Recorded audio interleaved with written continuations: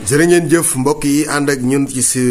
seen site bii di senevision.com ñoo ngi leen di nuyu di rafetlu ànd bu ngeen di ànd ak ñun mbokk yi di leen wéy di ñaan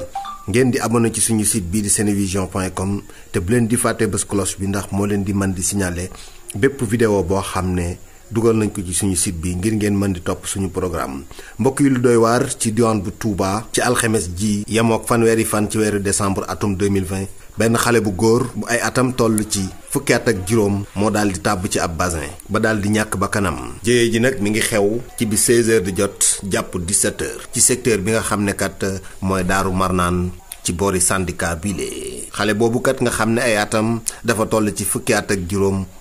mu daal di tàbbi ci basin boobule basin nag dafa nekk ci secteur bi nga xam ne chantier la boo xam ne kat dañ koy liggéey te noppeegul nga xam ne nemmeeku nañ ne saa yu ne léeg-léeg xale yi danañ fa ñëw di fo moom mi la nag ci lañ ko daal di fekk mu daal di ñàkk bakkanam ginnaaw bi nag sapeur pompier bu Touba njal dinañ jël ab néewam évacuer ko ci morgue hôpital Matlaboul Fawzeyni ndax moo ca tàbbal boppam wala dañ ko caa tàbbal lu mu ci mën a doon police daal dina ciy ubbi ab enquête